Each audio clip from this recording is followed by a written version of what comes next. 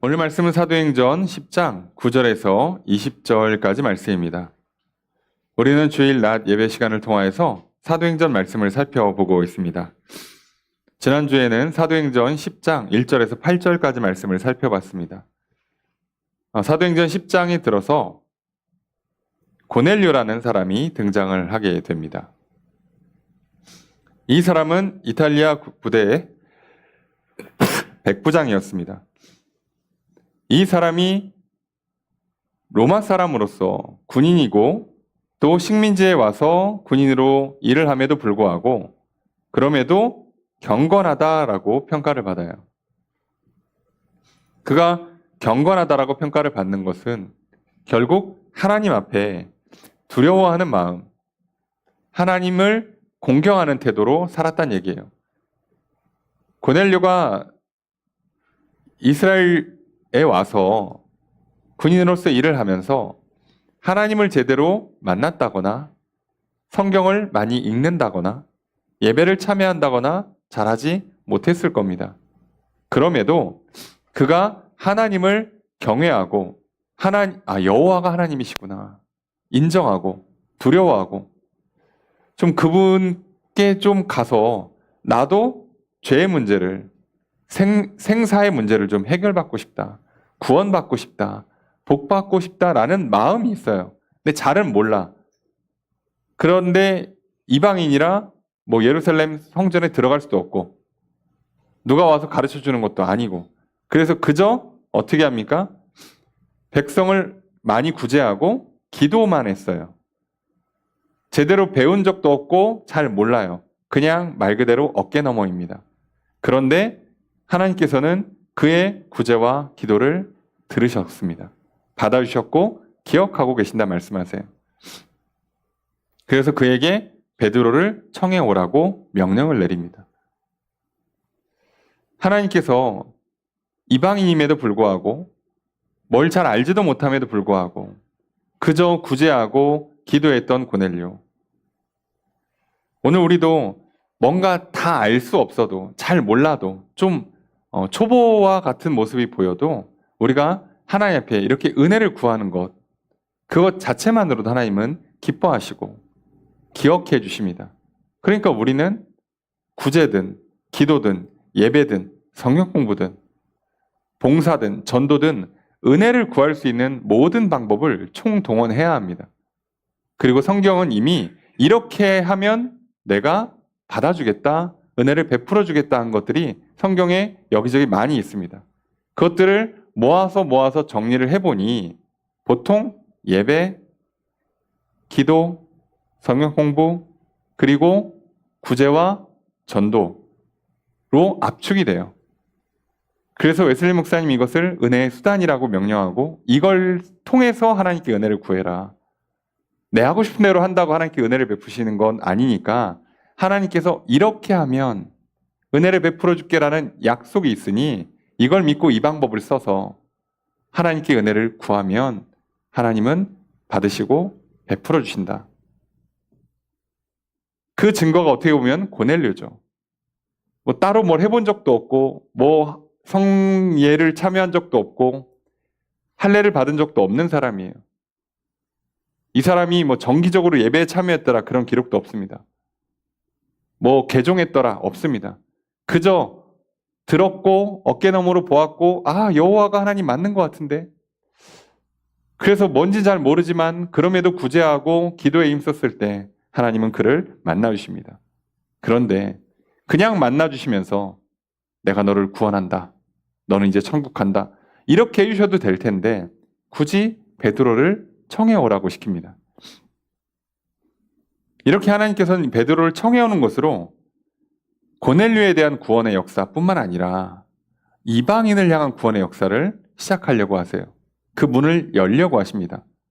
어찌 보면 참 고넬료는 공식적으로 이방 1호 성도가 되는 그런 영광을 누리게 되죠. 오늘 우리도 그렇게 이렇게 우리가 그저 하나님께 은혜를 구했을 뿐인데 하나님의 역사에 내가 동참하고 동역하는 놀라운 일이 일어나는구나.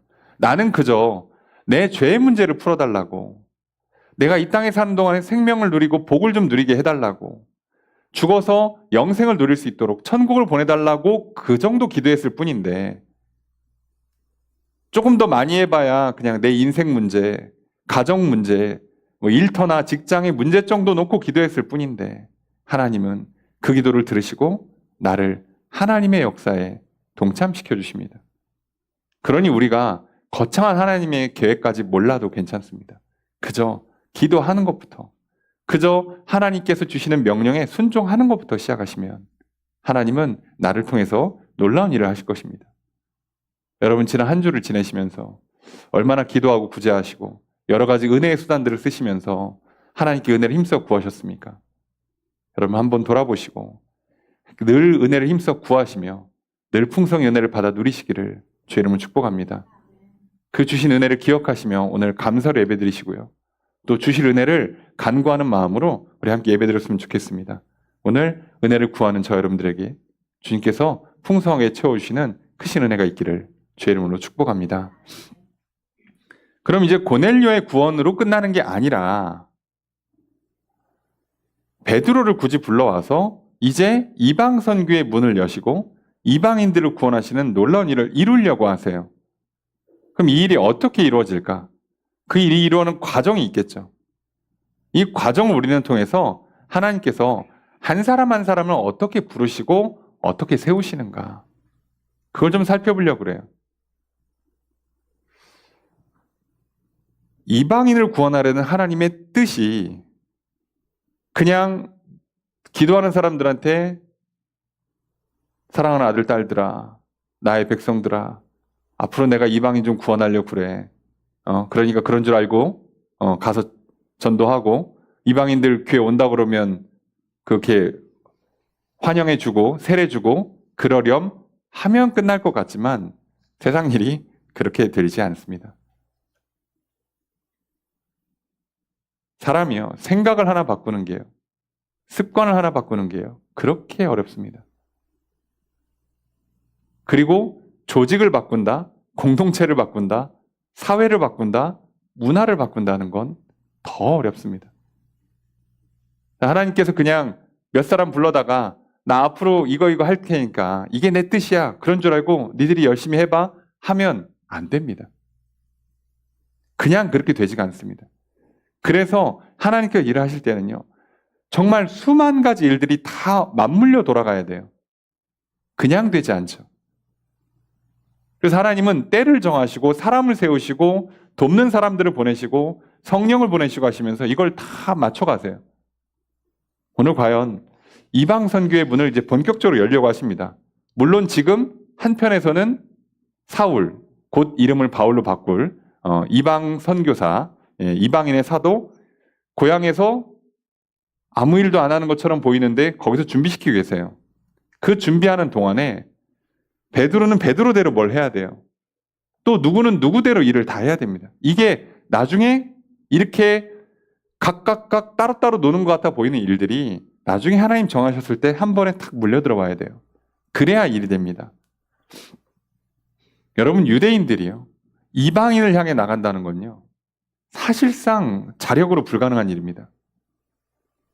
무슨 얘기냐면, 여러분, 오늘 내가 어려서 들은 습관, 어려서 한번 머릿속에 박힌 생각이요, 웬만해선 자력으로 못 바꾸실 겁니다.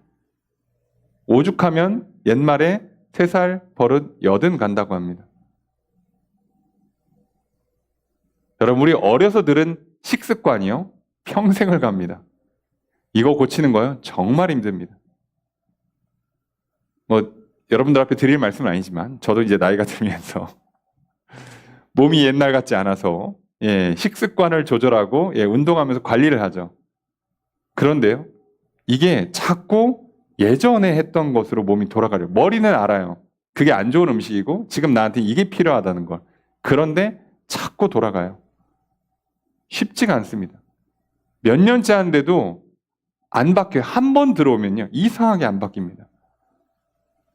그래서 정말 어렵습니다, 이게. 그러니 먹는 것 하나 바꾸는 것도 이 정도로 어려운데 한 번 잘못된 생각에 한번 박혀보세요. 습관이 한번 잘못 들어봐. 보통의 경우는요, 평생 못 바꿉니다. 그게 우리의 현실이에요. 그런데 하나님은 지금 사람들을 통해서 일하셔야 되는데 유대인들이요, 예수님 올 때까지도 이방을 향해 안 나갔습니다. 너희들 제사장 나라가 되라고 했잖아요. 제사장 나라가 무슨 뜻이에요? 나라들 중에 제사장직을 감당하는 나라라는 뜻이에요. 그러니까 다른 나라들을 하나님께로 이끌어줘야 돼요. 안 합니다. 안 했습니다. 예수님께서 오셔서 그걸 깼어요. 깨려고 하니까 어떻게 해요? 예수님을 죽이죠. 본인들이 바뀌는 게 아니라 바꾸려는 사람을 죽이죠. 이 정도로 거절한다고요. 그런데 그 중에 성령 받아서 이제 예수 믿는 사람들이요, 이제 어디 왔어요? 예루살렘, 유다, 사마리아까지 왔어요. 이제 여기 왔습니다. 근데 문제는 어디를 못 간다고? 땅 끝은 못 가요. 이스라엘 역사 1500년 가까운 그 지금의 1000년 넘는 역사 동안에요, 안 갑니다. 안 가요. 이방인들을 부정하다고 여기고요, 이방인들을 더럽고 천하다고 여겨요. 오죽하면 개만도 못하다고까지 여긴다고 그랬잖아요. 그 정도로 받아들이지 않아요. 근데 어떻게 전도합니까? 어떻게 거기에 교회를 세웁니까? 만나질 않는데. 내 머릿속엔 도저히 저건 같이 갈 사람이 아니고 함께 할 사람도 아니고 같이 갈 길도 아니야. 그럼 어떻게 만나냐고요. 이미 머릿속에 나는 저런 게 어색해요. 싫어요. 하고 싶지 않아. 그게 몸에 배어있는 사람이 어떻게 머리로는 들어요. 아, 이렇게 하는 게 좋다. 안 바뀔 겁니다. 그래서 그 변화의 힘은 내가 만드는 게 아니라 하나님께서 하시는 거예요. 그래서 우리는 이걸 변해야 되니까 하나님 이걸 변화시켜 주세요라고 기도할 수도 있지만 보통은 그것조차도 모릅니다. 그래서 어떻게 한다고요? 그저 기도하면서 성령 충만한 상태로 살고 하나님과 화목하게 지내면 하나님이 때를 따라서 가르쳐주고 인도해 주세요. 우리는 그걸 잘 따라가기만 하면 되는 겁니다. 자, 오늘 베드로가 그 일을 해요.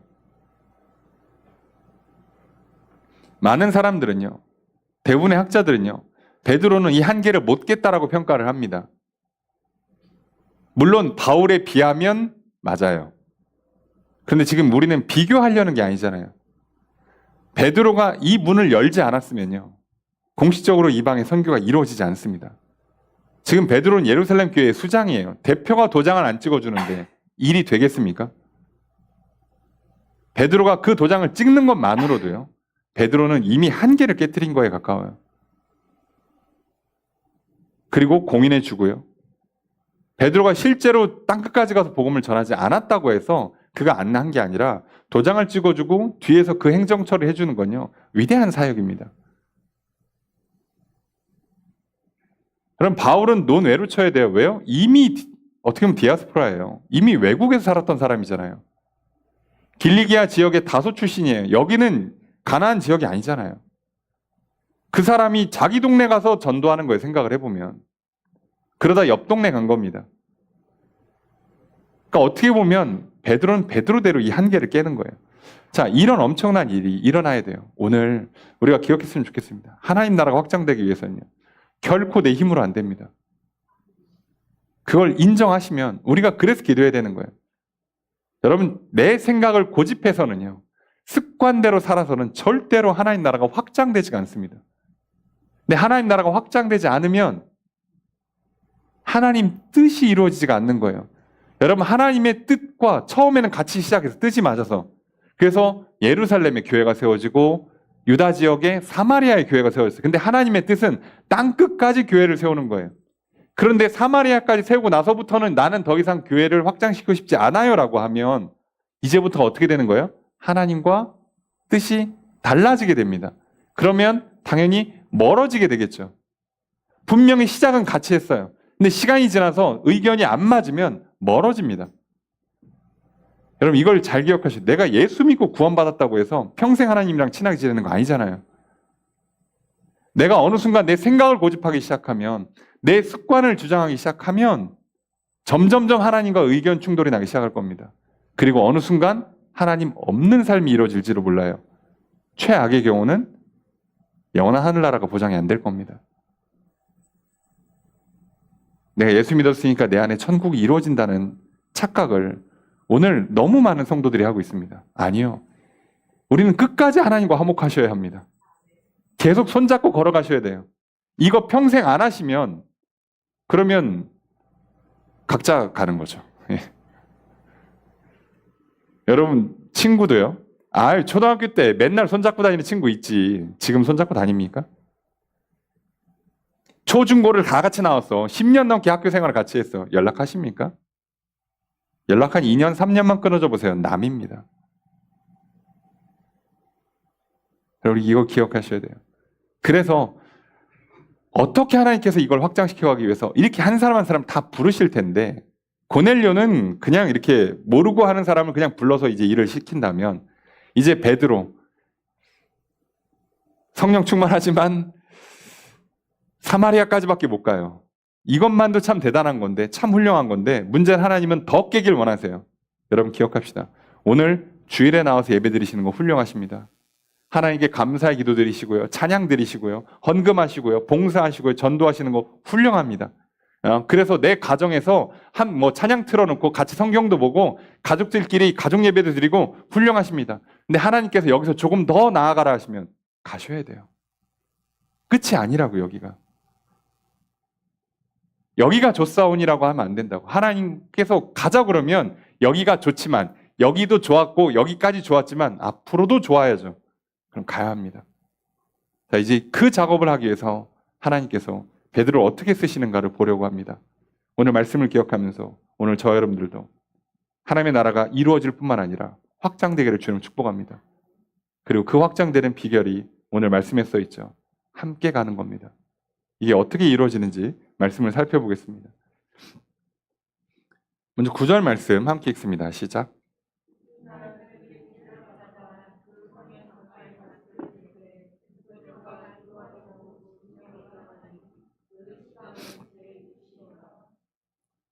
자, 이튿날 그들은 지금 거의 굉장히 잠을 조금만 자고 한 4시간밖에 안 잤을 걸로 추정하죠. 오후에 출발해서 다음날 도착이에요. 50km를. 잠도 거의 못 자고 계속 오고 있습니다. 그래서 성에 왔죠. 성에 들어올 때쯤 그때쯤에 베드로는 뭐하고 있었냐? 기도하고 있었습니다. 그리고 지붕에 올라가서 기도하는데 그 시간이 제6시라고 되어 있습니다. 제6시면 오늘날로 치면 낮 12시 정오입니다. 자, 이 시간에 기도를 해요. 그런데 왜 이 시간에 기도하냐? 유대인들은 전통적으로 제3시, 6시, 9시 기도 시간을 해요. 오늘날로 치면 오전 9시, 정오 12시, 오후 3시 이 기도 시간을 정해서 기도하고 있었어요. 베드로도 그 시간에 맞춰서 기도하는 겁니다. 왜요? 늘 그렇게 해왔으니까요. 그러면 다른 시간에 하면 안 됩니까? 해도 됩니다. 그런데 익숙하게 하는 겁니다. 몸에 밴 대로. 남들 다 할 때 해야 나도 편하죠. 어차피 유대 지역에서 그래도 좀 경건한 사람들은 다 이 시간에 기도할 거란 말이에요. 그럼 나도 해야 편하죠. 그래서 뭐든지 어느 정도는 흐름을 타는 게 좋잖아요. 남들 밥 먹을 때 나도 밥 먹어야 편하고 남들이 일할 때 나도 일해야 같이 손발이 맞죠. 그래서 이렇게 시간을 정했어요. 장소도 정합니다. 지붕 위에. 사람들 돌아다니고 일해요. 여기 지금 무두장이잖아요. 가죽 세공을 하는 곳이잖아요. 그러니까 밑에서 움직이면 시끄럽고 정신없고 그러니까 좀 조용하고 사람 없는 곳을 찾아왔어요. 그게 지붕입니다. 자, 그럼 중요한 건 베드로는요. 시간과 장소를 정해서 기도했다는 거예요. 그리고 그 기도를 시작으로 지금 역사가 일어나고 있어요. 여러분 오늘 저 여러분들도 시간과 장소를 정해서 기도하십시오. 아무 때나 기도하면 되지. 예, 좋아요. 하시면 되는데요. 잘 안 될 겁니다. 그래서 시간과 장소를 정하셔야 해요. 나에게 좋은 시간, 나에게 좋은 장소를 찾으시고 그때 기도하십시오. 그렇게 해야만 하나님과 자꾸 소통하고 하나님과 화목해야 그래야 내 안에 하나님 나라가 든든히 서고 그래야 내 안에 하나님 나라가 확장됩니다. 자, 베드로는 기도하고요. 그 사이에 저쪽에서는 성으로 들어왔어요. 인생은 타이밍이죠. 근데 이거 내 맘대로 안 되죠. 하나님이 하십니다. 걱정하지 마시라고. 그러니까 타이밍 맞추려고 고민하지 마시고 답 찾으려고 눈 부릅뜨지 마시고 우선 기도부터 하시라고. 이렇게 해요. 이게 오늘 우리한테 중요한 겁니다. 그런데 문제는 10절에 보니까 그가 시장이에요. 배가 고파. 12시니까 배가 고픈가? 기도하다 말다 왜 배가 고픈가? 자, 이게 유대인들은 전통적으로 하루 두 끼입니다. 공식 식사는 하루 두 끼고요. 그리고 중간중간에 뭐 간식을 먹겠죠. 그러면 원래 식사 시간은 오전 10시, 오후 6시예요. 그게 공식 식사라고 돼 있어요. 근데 그럼 12시니까 배가 고픈가? 아니면 아침 식사를 건너뛰어서 배가 고픈가? 몰라요. 우리는 그게 중요한 게 아니에요.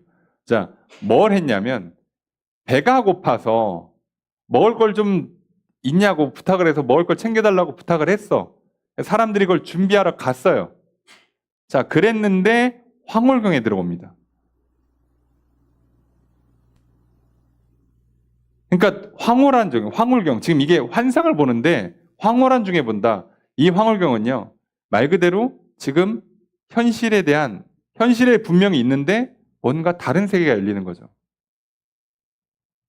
막 엄청 기쁨에 빠진다. 뭐 그런 뜻이 아니고요. 뭔가 내가 지금 이해할 수 없는 현상이 일어나기 시작하는 거예요. 자, 그런데 잘 보세요. 언제? 기도할 때, 배고플 때. 왜 금식하라는지 아시겠습니까? 은혜를 구하십니까? 뭔가 좀 문제가 복잡하고 간절하십니까? 좀 굶으세요. 배부르면 눈 감고 기도하다가 졸아요. 네. 기도 끝나고 식사하시는 게 낫다고. 여러분, 오늘 내가 지금 귀한 사람 만나고 있는데 지금 내 앞에는 음식 먹느라고 이 사람과의 만남의 시간을 다 날릴 수는 없잖아요. 우리도 중요한 얘기할 때는요. 앞에 커피 있고 음료 있고 뭐 과자 있어도 손도 안 대죠. 왜요? 지금 그 얘기 끝내야 돼. 나 오늘 여기서 계약 따내야 돼요. 이 사람이 이 얘기를 끝내야지 문제가 풀려. 그럼 지금 앉아서 이거 먹고 있습니까? 지금 그 말 한마디 한마디가 지금 얼마짜린데 인생이 걸려 있는데 누가 그거 합니까? 예. 그러니까 우리가요. 중요한 순간에는 집중할 필요가 있습니다. 기도하는 시간, 기도하는 장소, 기도할 때 내 몸의 상태까지도.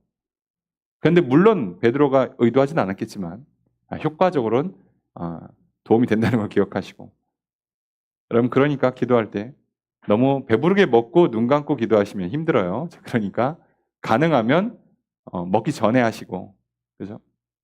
시간과 장소를 정해서 하십시오. 자, 이 황홀 중에 뭐를 보냐? 환상을 봅니다. 환상을 보는데 하늘이 열리고 그릇이 내려오는 걸 봅니다. 하늘이 열린다는 건 굉장히 중요해요. 이게 성경에서 하늘이 열리는 건요. 열리는 환상을 봤다.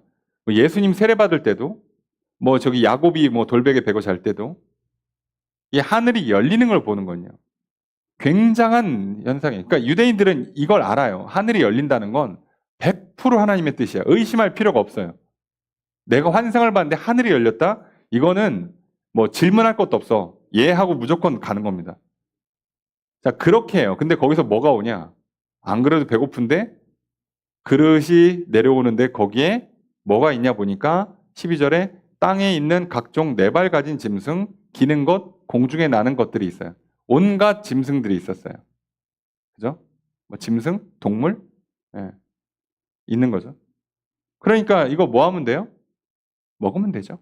배고픈데. 자, 그래서 13절 함께 있습니다. 시작.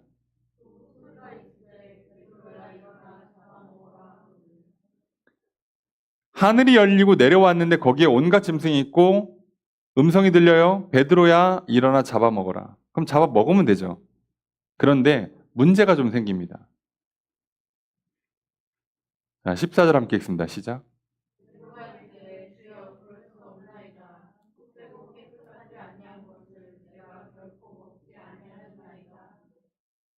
자, 베드로가 뭐라 그러냐면 벌써 이게 환상을 보기 때문에 성령 충만한 사람이 환상 가운데 하늘의 문까지 열리고 음성까지 들려요. 그래서 이거는 주님의 말씀이라는 거 아니까 주여 라고 대답을 했는데 문제는 노예예요, 노. 그럴 수 없습니다. 아니, 안 그래도 배고픈데 기도하는 중에 환상을 보여줬고 하나님의 뜻이 분명한데 먹으라고 했는데 못 먹겠대요. 자, 왜 그러냐? 속되고 깨끗하지 아니한 것을 내가 결코 먹지 않았습니다. 부정한 짐승, 구약 성경의 율법에 부정하다고 정한 짐승들은 내가 먹은 적이 없습니다. 그러니까 못 먹겠습니다라고 하는 거예요. 저는 잘 볼까요? 12절에 보니까 각종 네 발 가진 짐승, 기는 것, 공중에 나는 것들이 있어요. 자, 그러니까 이거는 부정한 짐승만 모아놓은 게 아니고요. 짐승을 다 모아놓은 거예요. 그러니까 거기에 부정하다고 율법에 명시된 짐승들도 있는 거죠. 섞여 있는 겁니다. 여러분 이거 착각하시면 안 돼요. 하나님께서 부정한 짐승만 모아다가 먹나 안 먹나 보자 그러고 밀어붙이는 게 아니고요. 온갖 짐승이에요. 종류별로 다 있는데 거기에 율법에 부정하다는 게 있는 거예요. 이 환상의 의미가 뭔지 유추가 되시죠? 유대인들은요. 사람들 중에 이방인들을 부정하다고 여기는 거예요. 모든 사람 부정하다고 여기는 게 아니죠. 근데 지금 하나님 뭐라고 말씀하시는 거예요? 아니야, 부정하지 않아. 내가 부정하지 않다고 하는데 왜 그래? 라고 하시는 거예요. 자, 당연히 베드로는 못 알아듣습니다. 왜 못 알아듣는지 아시겠죠? 어려서 습관이 들면, 어려서 한번 생각이 박히면 못 바꿉니다. 스스로는 절대 못 바꿉니다. 근데 이게 어느 정도로 잘 안 바뀌냐면 사람이 한 번 하나님이 직접 귀에다 꽂아줬는데 환상을 보여주는데도 거절하잖아요. 그럴 수 없습니다. 선생님이 와서 얘기하는데, 의사가 와서 얘기하는데 그럴 수 없습니다. 아니, 우리가 쉽게 안 바뀐다니까요. 그래서 하나님도 알아요. 여러분, 우리가 말 잘 안 듣는 거, 고집이 있다는 거, 여러분 걱정하지 마세요. 하나님 아십니다. 근데 문제는 적당히 하셔야 돼요. 목이 고드시면 안 됩니다. 그러니까 한 번에 알아듣는 사람은 사실 없다고 보시고 그냥 마음 편하게 두 번, 세 번, 네 번 이렇게 얘기할 때 또 못 알아들으면 이렇게 옆구리 찌르고 뒤통수 때리면 맞나 보다. 그렇게 알아들으시라고요. 근데 이걸 끝까지 거절하면 문제가 생겨요. 자, 그때는 심각한 문제가 생깁니다.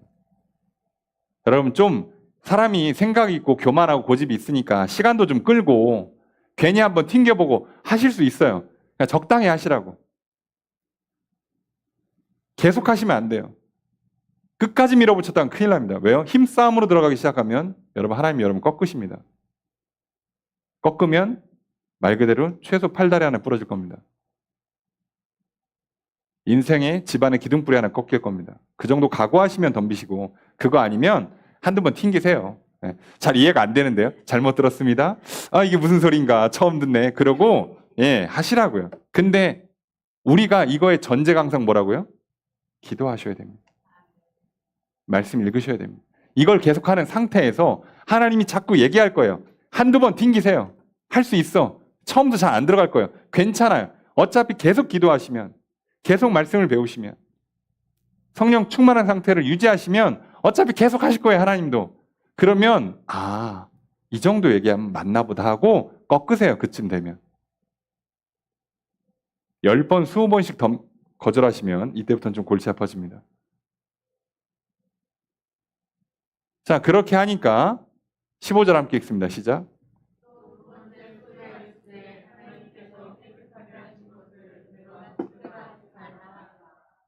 못 알아듣는 것 같으니까 조금 자세히 설명하죠. 뭐라고요? 두 번째는 뭐라고 얘기를 해요? 하나님께서 깨끗하다고 하신 것을 내가 속되다고 하지 마라. 먹어라 그랬더니 안 됩니다. 저는 부정한 음식을 먹어본 적이 없습니다. 먹지 않을 겁니다. 저는 율법을 지켜왔습니다. 앞으로 지킬 겁니다. 그랬더니 목소리가 또 나오죠. 음성이 하나님께서 깨끗하게 한 걸 왜 내가 속되다고 하냐. 하나님 괜찮으니까 먹으라고 하지. 네가 뭔데 그래. 그동안은 먹지 말라고 했어. 그것도 하나님이. 이제 먹으라고 해. 누가? 하나님이. 그럼 너는 하나님 말을 들어야지. 그렇잖아요. 여러분 우리가 이게 조금만 생각해 보시면 사람이 얼마나 이 고집이 있고 뭔가 좀 자기의 관념, 교만한 생각에 빠져들어가냐면 하나님께서 하지 말라고 해서 안 했어요. 그럼 이제 그 다음에 하나님께서 하라고 하면 또 해야죠. 그런데 하지 말라고 했다가 이번에는 하나님께서 하라고 하니까 하나님 앞에서 하지 말라고 했잖아요. 나 계속 안 할 겁니다. 이게 말이 안 된다는 거 아시겠죠? 자, 나는 지금 누구 말을 듣고 있는 거예요? 하나님 말씀을 듣고 있는 거예요. 내가 지금 하나님 명령을 순종하려고 하지 말라는 거 안 했던 거잖아. 나는 그거 안 하는 게 사명이 아니라 나는 하나님의 말씀을 듣는 게 사명이에요. 사람들이 이 실수를 한단 말이에요. 나는 이거 계속 안 할 거예요. 하나님 하지 말라며. 그럼 이제 하라고 하면 그걸 해야지. 하나님의 명령에 순종해야지. 어떻게 내가 한번 정한 내 법칙을, 내 기준을 끝까지 붙들고 가냐고. 자, 이 실수를요. 지금 베드로가 하고 있습니다. 베드로 정도 되는 사람도 이게 그만큼 간단한 문제가 아니라고요. 그러니 우리도 간단하지 않을 겁니다. 그래서 어떻게 해야 된다고요? 계속 기도하셔야 돼요. 계속 말씀을 읽으셔야 되고요. 계속 하나님의 음성을 들으셔야 합니다. 문제는 이거 안 하면 하나님의 뜻과 반대의 뜻이 이루어져요. 나는 분명히 말씀대로 사는 것 같은데 현재는 하나님의 뜻과 반대로 갈 수가 있습니다. 이거 유대인들이 이렇게 했죠. 율법 지키겠다고 해서 하나님께서 내 아들이야, 니들은 그의 음성을 들어라 그랬더니 안 듣죠. 왜요? 율법 지킬 건데요. 성전 귀한 거 아니었습니까? 아니 내 아들이야. 내 아들이 가서 이제 그 성전 부시래. 그럼 부셔야 될 거 아니야. 근데 저는 성전 지키는데 아들이고 뭐고 성전 지켜야 되는데 성전을 부신다고? 저거 죽여. 이래서 죽였잖아요. 무슨 짓을 하는지 아시겠죠? 여러분들 잘 기억하세요. 우리는 하나님을 사랑하고 하나님 말씀에 순종하는 거지. 하나님께서 이전에 했던 말을 붙들고 사는 게 아니라고요. 어제의 신앙으로 사는 게 아니라 오늘 하나님과 사는 거예요. 그분이 오늘 새로운 걸 하자 그러면 새로운 거 하셔야 돼요. 어제까지 좋았잖아요. 근데 왜 갑자기 오늘 새로운 거 합니까? 불편하네. 어색하네. 하기 싫은데. 그러면 오늘부턴 멀어지는 겁니다. 많은 사람들이 여기서 착각을 많이 하세요. 실수하시면 안 됩니다. 게다가 무슨 문제가 생겨요? 사람은 익숙함이 있기 때문에, 머리에 생각이 있기 때문에 하기 싫어. 그래서 어떻게든 핑계를 대잖아요. 어떻게든. 그러니까 뭐라고요? 내일 할게요. 다음에 하겠습니다. 제가 또 한다면 하니까 걱정하지 마시고 내일 합니다. 이거 끝나면 할게요. 지금 하자고 하시잖아. 그럼 지금 해야죠.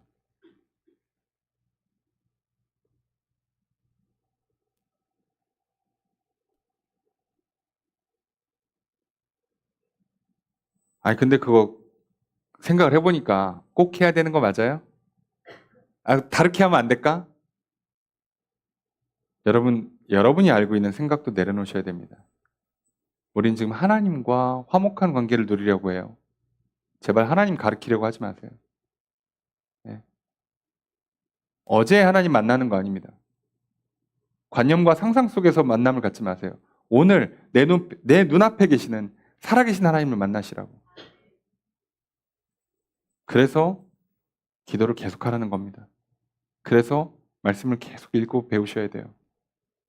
그래서 성령 충만하셔서 성령이 주시는 위로, 성령이 주시는 격려, 성령이 주시는 가르침을 받으셔야 돼요. 꿈으로도 환상으로도 들으셔야 합니다. 안 그러면 뭔진 모르지만 어떻게든 간에 한 번 들어온 생각, 한 번 몸에 밴 습관에 평생 매어 살아갈지 모릅니다. 문제는 그러면 시간이 지날수록 하나님과 멀어지는 일이 일어날 겁니다. 자, 그런데 하나님 베드로를 사랑하시죠. 그리고 베드로를 통해서 일해야 되죠. 지금 베드로 위치가 그렇죠. 그러니까 베드로도 포기 안 할 겁니다. 하나님께서. 베드로 포기 안 하니까 어떻게 할 거예요? 어떻게 한다고 16절에 3번 합니다. 이런 일을 3번 했으니까 뭐 한 거예요? 보자기 내려오고 먹어라. 못 먹겠습니다. 내가 깨끗하고 했는데 왜 그렇게 속되다고 하지 마라. 그럼 조금 있다 또 보자기 내려오죠. 먹어라. 못 먹겠습니다. 이걸 3번 했다고.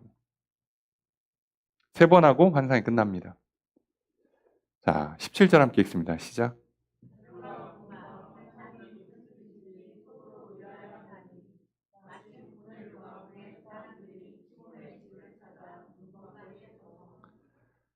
자, 3번 정도 반복됐으면 우연이 아니죠. 우연은 진짜 어쩌다 한 번이에요. 평생 한 번 있을까 말까지. 3번 연달아 반복된다.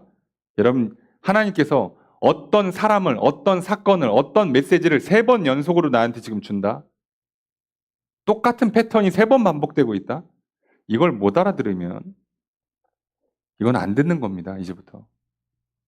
예. 하나님 알아듣게 한 10번 해주세요. 제가 그렇게 하면 안 된다고 그랬죠. 예. 성경도 보통 3번입니다. 그러니까 한두 번만 튕기시고 3번째는 들으셔야 돼요. 이 뒤로부터는 하나님께서 뭐라고 하십니까? 잘 안 듣네. 나도 얘기 안 해. 하든가 아니면 들으라고 좀 한 대 치시든가 할 겁니다. 여러분, 반복이 어떻게 우연입니까? 여러분, 그리스도인에게 우연이 어디 있습니까? 하나님이 역사하시는데. 근데 그 필연적인 내 인생을 살아가는데 하나님께서 뜻하시고 계획하신 대로 인생이 펼쳐질 건데, 그런데 3번씩 반복된다고요. 어떤 일이? 어떤 사건이 계속? 근데 하나님이 뭘 말씀하시는지 못 알아듣겠어요? 이게 말이 됩니까? 안 듣는 거지. 그 정도로 머리 나쁜 사람 아무도 없습니다. 여러분, 베드로 어쨌든 우리보단 머리가 나쁠 걸로 추정이 되고 있잖아요. 예, 걱정하지 마세요. 다 알아들을 수 있습니다. 자, 그래서 하나님 이렇게 도와주세요. 자, 그런데 잘 보시면 베드로가 본 바 환상이 무슨 뜻인지 속으로 의아해하더니, 베드로는 못 알아들어요. 이해가 되십니까? 이게 못 알아듣는다고요, 지금 베드로가. 베드로한테는 너무 큰 도전이에요. 아니, 구약의 율법에 부정하다는 걸 이제 갈아엎으라고? 이제 그거 다 무효라고? 이제 그러니까 정하고 부정한 게 그냥 없다고? 아, 그냥 아무거나 먹어도 되고 이방인도 그냥 만나도 되는 거라고? 자, 이걸 받아들이는 게 지금 너무 힘든 거예요. 그러니까 그 생각은 안 하고 다른 식으로 해석을 하려고 계속 머리를 쓰니까 답이 안 찾아지죠. 왜요? 이것만 받아들이면 쉬운데 이거 빼고 하려고 하니까 이건 아니겠지? 근데 여기는 말이 안 되는데 여긴 말이 안 돼. 말이 안 되죠. 답은 여기 있으니까. 근데 난 이거는 지금 싫어. 이거는 불편해. 이건 안 하려고 생각해놓고 시작하잖아요. 내가 이 나이 먹고 갑자기 공부를 해야 되나? 아니지. 공부하는 거 말고 어떻게 문제를 풀어볼까 하면 답이 안 나올 겁니다. 이거 하셔야죠, 공부를. 아, 내가 굳이 운동까지 해야 되나? 운동하셔야지 답이 찾아요. 내가 외면하고 부정하는 것들이 답일 경우가 있어요, 심지어. 난 그게 싫거든, 지금. 그렇게 하시면 안 돼요. 그래서 그냥 우리는 겸손히 눈을 여셔야 돼요. 귀를 여셔야 된다고. 그냥 하나님이랑 친하게 지는 게 답이에요. 기도하는 게 답이고 말씀 보는 게 답이에요. 자, 그러고 있는데 갑자기 그 타이밍에 이제 환상도 끝났어. 그러고 있는 타이밍에 이 종들이 시몬의 집까지 왔습니다. 그리고 베드로라는 사람이 여기 있냐라고 물어요. 그럼 지금 베드로 어디 있다고요? 베드로는 옥상에 있습니다. 집 옥상에 있고 집 앞에 문에서 누가 찾아요. 베드로 있냐고. 그럼 베드로를 이걸 봤을까요? 못 봤을까요? 높은 확률로 봤을 겁니다. 여기 대저택 아니에요. 그죠? 봤을 겁니다. 자, 그래서 어떻게 합니까? 19절 함께 있습니다. 시작.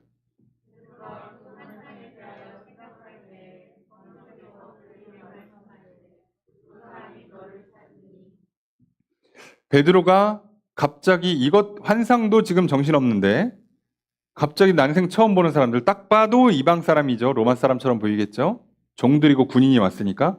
예, 그 사람들이 와서 자기를 찾아. 이 집에 베드로 있어요? 라고 찾고 있어요. 그러니까 베드로가 지금 뭐 하고 있다고?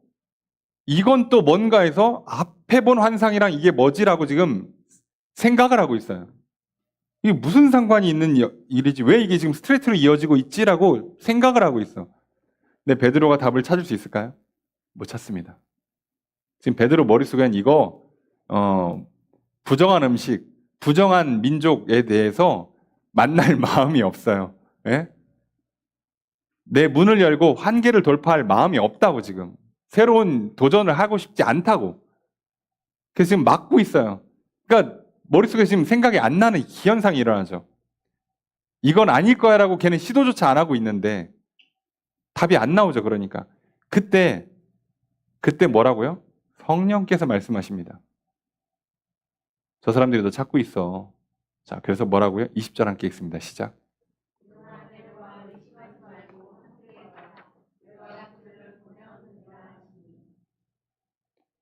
베드로가 환상도 지금 일어나는 이 우연의 연속이 일어나는 사건도 자기 스스로는 깨닫지를 못하고 있어요.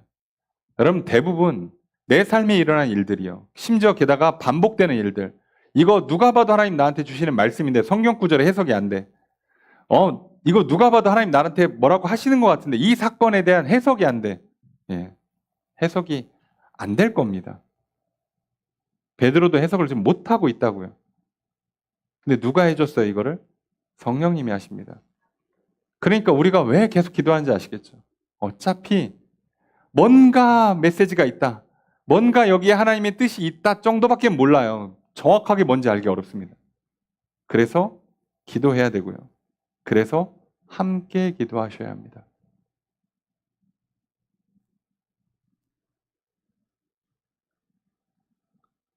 베드로 입장에서는 할 만큼 했다고 생각할지 몰라요. 아니 내가 지금 사마리아에 그 심지어 무두장이 집까지 왔어.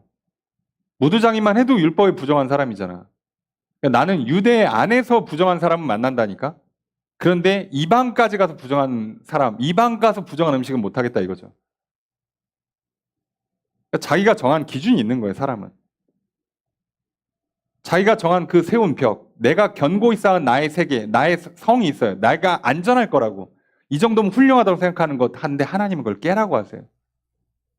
그걸 깨셔야 됩니다. 그래서 인생의 중요한 문제들이요. 대부분 내 안에 답이 없습니다. 그래서 너무 깊이 생각하지 마시고요. 하나님께서 말씀으로 가르쳐 주실 테니까, 깨닫게 하실 테니까 기도하십시오. 겸손히 구하시고요. 귀를 여시고 눈을 여시고 마음을 여시고요. 그리고 성령님과 함께 가시고 또 가능하면 함께 기도하셔서 여러분 혼자 기도하지 마시고 함께 기도하셔서 성도들과 함께 목회자와 함께 기도하시고 이 길을 걸어가셔야 돼요. 자, 그러니 여러분 성령님께서 말씀하시잖아요. 깨닫게 하시잖아요. 그러니 내가 정한 기준, 내 머릿속에 박혀있는 생각, 내가 익숙한 나의 삶의 습관과 문화들 붙잡지 마시고 내려놓으셔야 합니다. 그러니 제발 핸드폰을 좀 내려놓으세요. 자꾸 검색하고 찾고 그러지 마시라고. 심심해요? 외로우세요?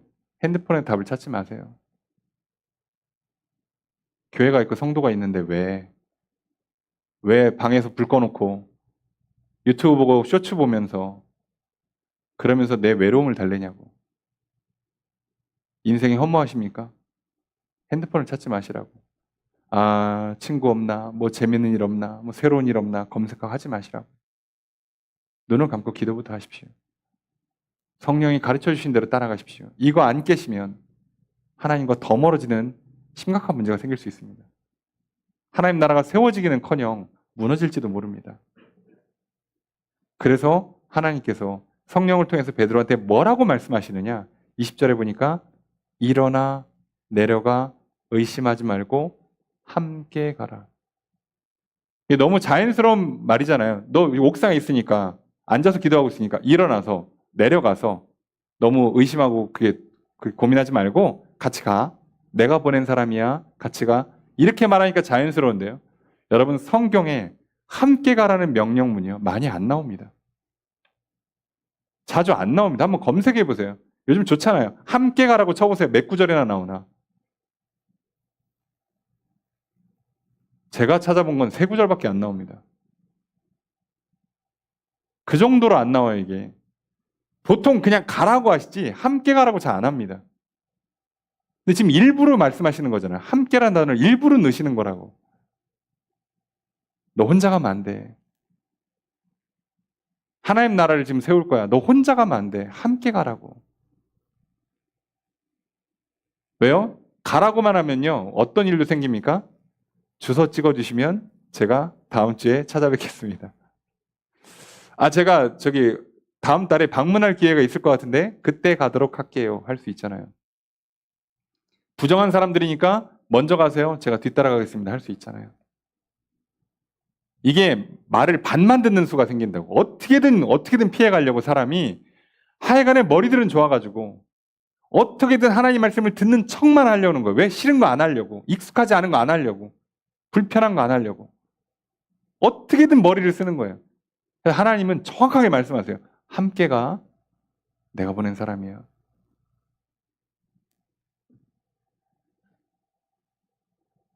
그럼 근데 이거 놀랍죠? 이 함께 갈 때 지금 무슨 일이 생기고 있는 거라고요? 교회가 드디어 이방으로 확장됩니다.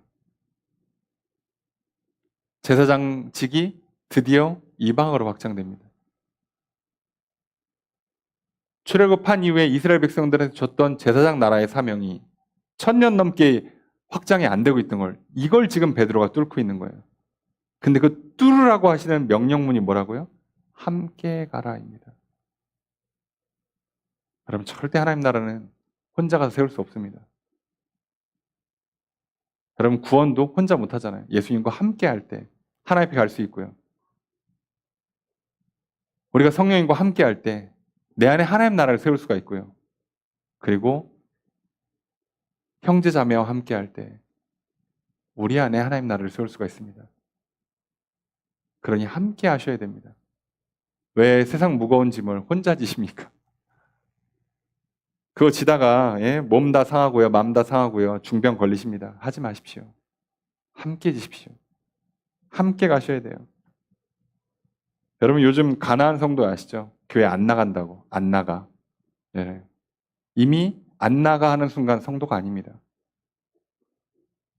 교회를 안 나가는데 어떻게 형제자매가 서로 사랑할 수가 있냐고. 이웃 사랑을 어떻게 할 수 있냐고 도대체. 근데 나는 불편하니까 안 나가? 안 만나? 나는 혼자 하나님 만날 거예요? 되면 해보세요. 그렇게 했으면 성경에 왜 그렇게 맨날 공동체를 강조하고 교회를 세우라 하시고 모이기를 힘쓰라 하시는지 성경엔 수없이 많이 써있는데 나 혼자 난 안 나가고 예수 잘 믿고 복 많이 받고 천국 생활하다가 천국 갈 거야? 해보세요. 되는지. 될 것 같습니까? 여기가 좋사오니 난 내가 정한 기준, 내가 정한 울타리를 절대 안 벗어날 겁니다. 해보세요. 거기에 하나님 나라가 있을지. 여러분 함께 가셔야 합니다. 예수님과 함께, 성령님과 함께, 형제 자매와 함께. 여러분 오늘 사단이 주는 거짓 속지 마십시오. 혼자 가서 되는 건 다른 종교의 방식입니다. 아시겠습니까? 다른 종교는 구원을 혼자 이룹니다. 아시죠? 근데 기독교는 우리만 구원을 혼자 못 이뤄서 예수님과 함께 할 때 구원이 이루어집니다. 다른 종교는 돛 닦고 덕을 쌓고 업을 쌓는 거 혼자 할 수 있습니다. 그런데 우리는 성령님과 함께 하지 않으면 못합니다. 경건을 유지할 수가 없습니다. 성령님이 도와주시지 않으면 우리 영혼은 버티질 못한다고. 다른 종교는요, 혼자서 산속에서도 할 수 있습니다. 그런데 우리는요, 형제 자매가 함께 해야만 됩니다. 여러분, 그러니 내 안에 하나님 나라 세울 때도 예수님과 함께 성령님과 함께 해야 되고요. 우리 안에 하나님 나라를 세울 때도요, 성령님과 함께 형제 자매가 함께 해야 됩니다. 가정이 천국 되길 원하세요? 그러면 우리 가정 안에 예수님과 함께, 성령님과 함께, 배우자와 함께, 자녀와 함께, 함께 하셔야 합니다. 여러분, 함께 가라 명령하십니다. 의심하지 말라 하십니다. 내가 보내었다고 하십니다. 이게 하나님 뜻이잖아요. 2025년 시작했습니다. 함께 갑시다. 내 생각과 다르다고, 내 삶의 방식과 문화와 다르다고, 내 습관과 맞지 않다고, 그냥 싫다고, 함께 해본들 좋은 게 없어 보인다고요? 이대로가 좋습니까? 내가 옳고 저들은 틀렸습니까? 아니에요. 하나님 보내신 사람들이잖아요. 의심하지 마시고 함께 가십시오. 오늘 이 교회 안에 하나님께서 보낸 사람들이잖아요. 여러분 함께 교제하시고 함께 기도하시고 함께 교회를 세워가시고 함께 교회를 확장시켜 가십시오. 그럴 때 하나님 나를 베드로처럼 쓰실 것이요. 그럴 때 나를 통해서 하나님 나라 확장되는 놀라운 역사가 일어날 겁니다. 그때 나는 하나님과 또 동행할 것이요. 하나님과 동역할 것이요. 잘했다 칭찬받고 상과 복을 누리게 될 것입니다. 여러분 2025년 함께 갑시다.